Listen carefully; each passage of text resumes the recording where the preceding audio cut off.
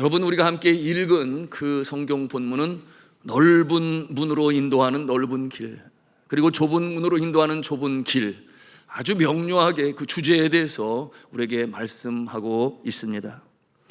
여러분, 이 시대의 소위 대세라고 하는 단어는 굉장히 매력적이죠. 대세. 특별히 늘 새로운 것을 추구하고 찾는 청년들에게 있어서 이 대세라고 하는 이 시대의 풍조는 얼마나 매력적인지 몰라요. 그래서 그 대세의 물결에 합류하고 때로는 휩쓸려 떠내려가기도 합니다. 여러분, 이 대세 시간과 열정과 물질을 바치죠. 나쁘다는 것이 아니에요. 그러나 중요한 것은 그 흐름, 그 대세가 무엇인가는 알아야 되지 않겠는가 하는 내용에 대해서 먼저 나누기를 원하는데요. 대세의 본질이 무엇인지를 확실히 알고 그 대세에 합류하는 이 자세는 너무나 중요하다.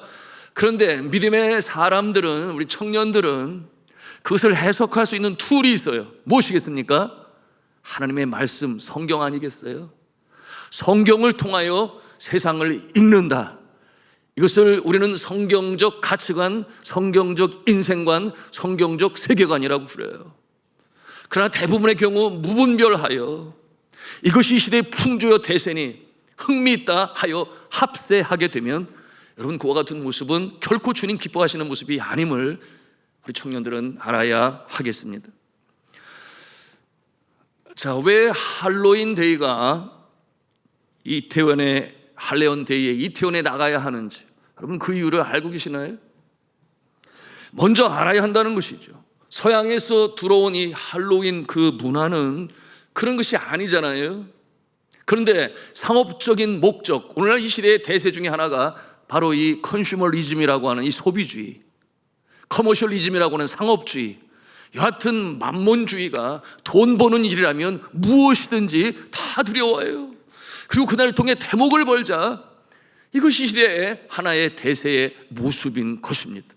그러므로 그날의 대목을 벌고자 하는 그 모습으로 인하여 여러 가지 많은 페스티벌, 피스트 축제가 생기고 또한 많은 젊은이들을 유혹합니다.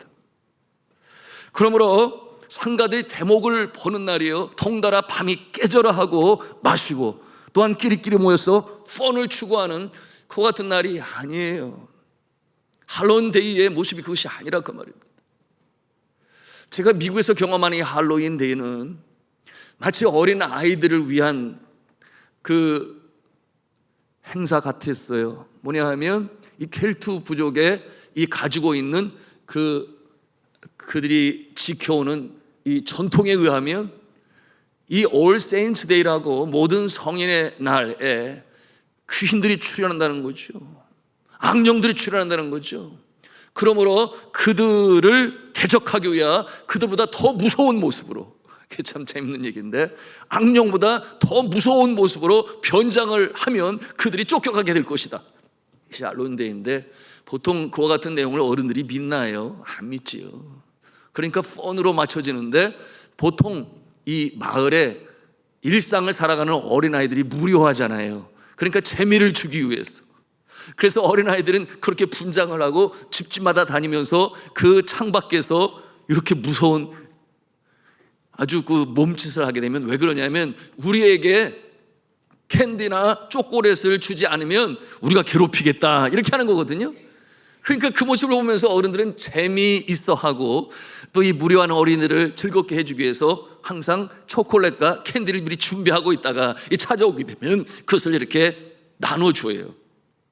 그래서 그와 같은 모습으로 마치게 되는데, 여러분, 이와 같은 모습이 이제 한국, 일본, 그와 같은 곳에서 말씀드린 이 커머셜리즘, 이 상업주의가 여하튼 축제를 만들어 많이 팔아야 되고 마셔야 되고 이와 같은 문화로 치닫게 되었습니다.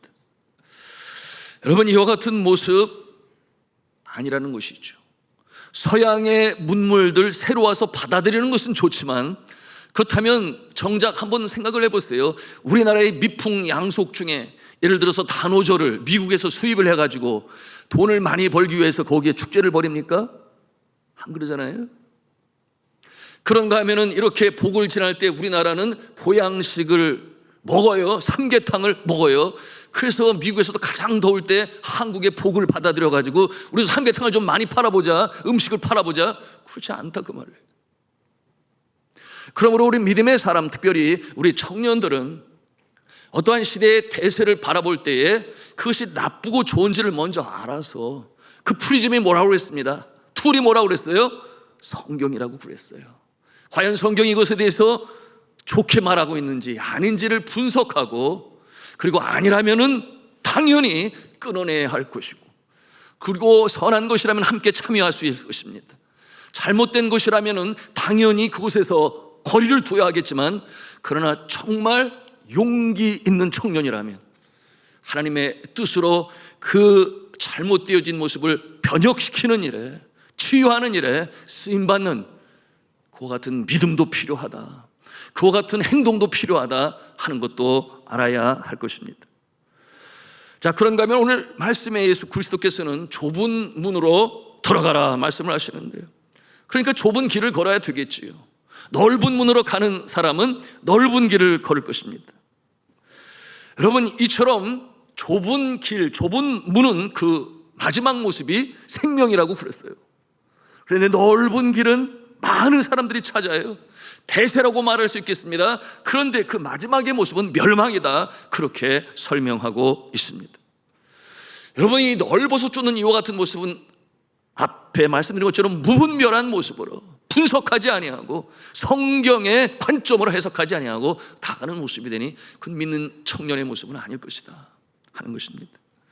자, 그렇다면 오늘날 21세기에 이 젊은 청년들이 방학을 맞이하면서 가장 많이 하는 것이 무엇일까요? 알바가 아닌가 생각을 해요. 포켓머니를 벌어서. 그래서 그것을 가지고 여행을 다닐 수도 있고. 여러분, 그것이 잘못된 것은 아니죠. 물론 개중에는 취업 준비를 하고 열심히 도서실에서 공부하는 모습도 있습니다. 그런가 하면 여유가 있으면 그렇게 또 여행을 할 수도 있을 것입니다. 여러분, 이것이 대세라고 말할 수 있다면 이것이 나쁜가 아닌가? 여러분, 나쁘다고 하는 것이 아닙니다. 그런데 예수를 믿는 청년들은 오늘 이 시대에 할 일이 얼마나 많습니까? 이것도 해야 되고 저것도 해야 되고 이것도 해야 되고 저것도 해야 되고, 특별히 대세로 움직이는 그것을 하다 보면은 우리의 마음에 생각해야 할 것은, 그렇다면 내가 걸어야 할 좁은 길은 무엇이냐, 내가 찾는 좁은 문은 어디에 있느냐 그 말이에요.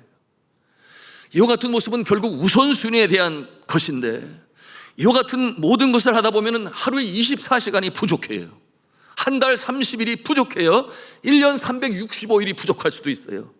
그러므로 분명히 이 시대의 대세의 흐름을 보면서 우선순위를 정할 때 믿음의 사람으로서 확실히 하고 지나가야 할 것, 그것이 먼저 택하여 그것이 먼저 행해야 할 주님이 기뻐하시는 것임을 믿기를 바랍니다. 너무나 중요한 거예요. 여러분, 이 여름방학 때 우리의 청년들이 3개월이나 준비를 해서, 여러분, 몽골이 어떤 나라예요? 우리나라보다 훨씬 경제적으로 낙후된 나라지요. 그곳에 가서 보게 되면 아마도 우리 어르신들은 금방 알 거예요. 아유, 이거 우리 1970년대 모습 같은데. 우리 젊은이들은 그곳에 가서 보게 되면 많은 것을 느끼게 될 것입니다. 아, 우리 어머니 아버지 때가 이런 모습이었는데 이렇게 잘 사는 모습이 되었구나. 우리의 어르신들 또 우리의 부모님들이 얼마나 땀을 흘리고 수고하여 이처럼 도움을 받는 나라에서 도움을 주는 나라가 되었을까 하는 것도 그곳에서 보게 될 것입니다.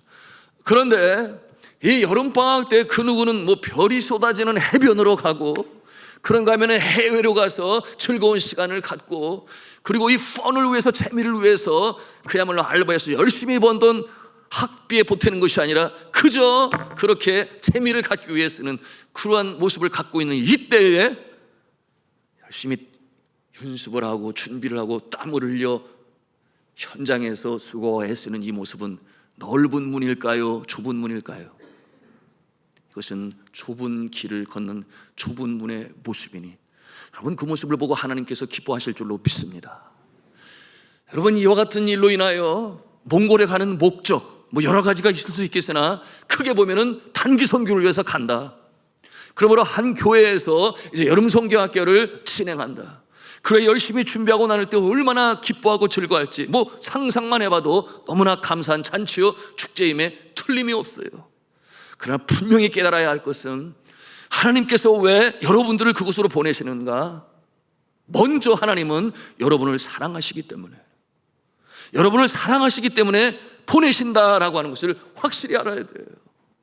여러분, 그러므로 분명한 우리의 자세는, 여러분의 자세는 내가 먼저 은혜를 체험하고 내가 먼저 주의 그 사랑을 느껴야 하고 내가 먼저 주님 앞에 그러므로 감사하고 그와 같은 마음을 가지고 행할 때에 여러분의 심령 가운데는 감사와 보람과 기쁨이 있어 영적인 이 머슬이 튼튼해지고 맷집이 강해져서 돌아오게 될 것이에요. 동시에 그곳에 있는 우리 어린 친구들에게 주의 사랑을 전할 수 있는 계기가 될 것입니다. 하나님께서 상황, 환경, 여건 마련하셔서 이 여름방학 때 누구는 그와 같은 곳에 가지만 우리는 이곳으로 간다.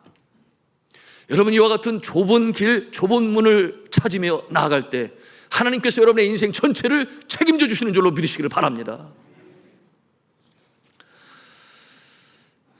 여러분, 가지 않은 길이라고 하는 시가 있어요. 제가 전에도 함께 나눈 The Road Not Taken이라고 하는 이 시는 글자 그대로 가지 않은 길. 여러분, 우리에게는 숲속의 두 갈래 길이라고 하는 그 시로 잘 알려져 있습니다. 여러분, 이 시는 19세기 중엽부터 20세기 중반까지 살아간 로버트 프루스트라고 하는 시인이 쓴 시인데요, 그 시는 이렇게 시작을 합니다. 노랗게 물든 숲에 두 갈래 길이 있었습니다. 나는 두 길을 다 갈 수 없다고 하는 안타까움에 서운한 마음으로 한참이나 서서 한 길의 끝이 굽어져 꺾여져 내려가는 곳까지 바라다 보았습니다. 그러다가 다른 한편의 길을 택하였습니다. 여러분, 사진 자료가 있는데 한번 띄워주시기 바랍니다. 자기처럼 두 갈래 길에서 한 곳을 가지 못하는 안타까움이, 그렇잖아요. 우리 인생이 두 갈래 길을 양쪽을 다 갈 수는 없다 그 말이에요. 그러므로 한 길을 꼭 택해야 하는 것이 우리 인생의 여정이라고 생각할 때 우리 시인은 그와 같은 마음을 가지고 그렇게 이 시를 쓴 것입니다. 그리고 이 시의 마지막 결론은 어떻게 끝나는가? 두 갈래 길이 있었습니다. 나는 사람들이 덜 밟은 길을 택하였고 그것은 마침내 나의 운명을 바꾸어 놓았습니다. 여러분, 이 로버트 프루스트 한번 사진을 볼까요? 네, 젊은 날에 아주 참 잘생긴 시인의 모습인데 나이가 지긋한 모습을 또 보겠습니다. 예, 이와 같은 모습이 되었어요.